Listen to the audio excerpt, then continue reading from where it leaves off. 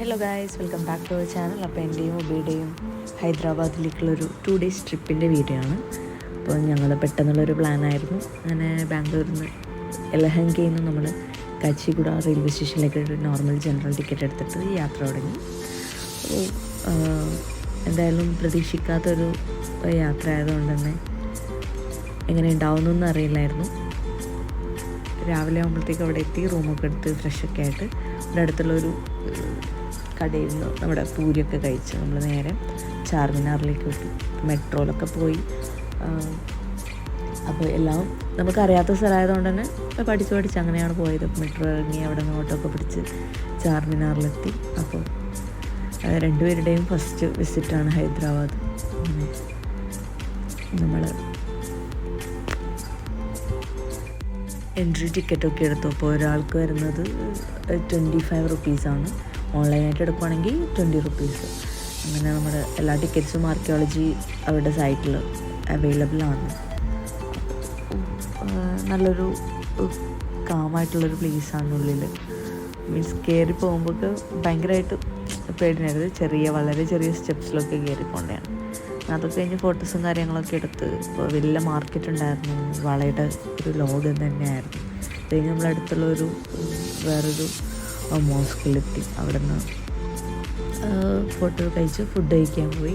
അപ്പോൾ ഒരു അറേബ്യൻ ഹൈദരാബാദി മന്തിയായിരുന്നു നമ്മൾ കഴിച്ചിട്ടുണ്ടായിരുന്നു. അറേബ്യൻ ടച്ചിലുള്ള നല്ലൊരു മന്തിയായിരുന്നു. പിന്നെ അത് കഴിഞ്ഞ് നമ്മൾ നേരെ ചോമഹല്ല പാലസിലേക്ക് പോയി. അപ്പോൾ അവിടെ ഒരാൾക്ക് ടിക്കറ്റ് റേറ്റ് വരുന്നത് 100 റുപ്പീസാണ്. പക്ഷെ വേർത്താണ്. കാരണം അത്രയ്ക്കും അതിൻ്റെ ഉള്ളിൽ കാണാൻ വേണ്ടിയിട്ടുണ്ട്. അതായത് ഒരുപാട് മഹൽ, അതുപോലെ തന്നെ മ്യൂസിയം, അതൊക്കെ നമുക്ക് അതിനുള്ളിൽ കാണാനുണ്ട്. എന്തായാലും 100 രൂപയ്ക്ക് നല്ല വെർത്തായിരുന്നു. ടിക്കറ്റ് പ്രൈസ് ഒരു വലുതായിട്ട് എനിക്ക് തോന്നിയില്ല. പിന്നെ അതുപോലെ പഴയ ആ കാലത്ത് ഉപയോഗിച്ച എല്ലാ സംഭവങ്ങളും കാണാൻ പറ്റി.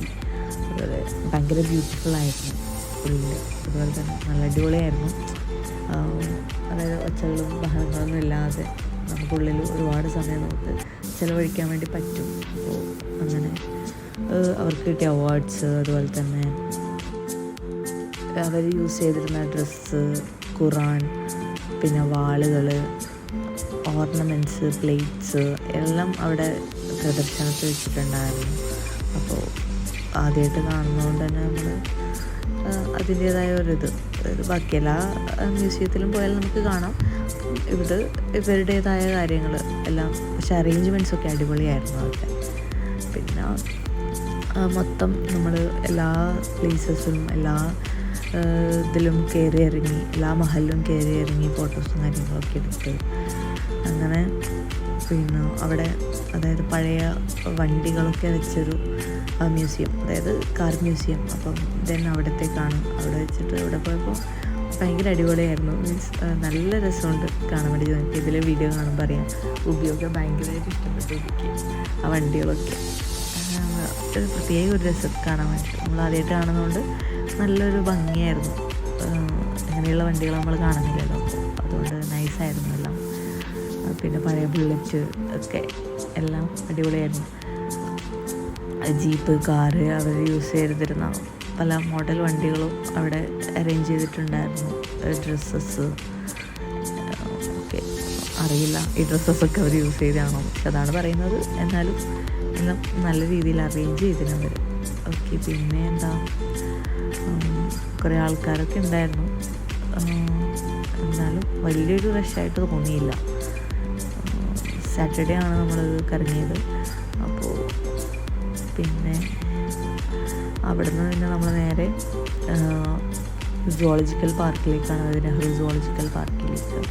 അപ്പോൾ ഫോണിൻ്റെ ചാർജ് കഴിഞ്ഞതുകൊണ്ട് തന്നെ അവിടെ നിന്ന് വീഡിയോസും കാര്യങ്ങളൊന്നും എടുക്കാൻ പറ്റിയില്ല. പിന്നെ നമ്മൾ നേരെ രാത്രി റൂമിലെത്തി. അവിടെ നിന്ന് ഫുഡ് കഴിക്കാൻ പോയി. അപ്പോൾ അവിടുത്തെ ഒരു സ്പെഷ്യൽ ഐറ്റം നമ്മൾ കഴിച്ചു. നല്ല അടിപൊളി ഫുഡായിരുന്നു എന്തായാലും. സെക്കൻഡ് വീഡിയോ ആയിട്ട് അടുത്ത ദിവസം കാണാം. Thanks for watching.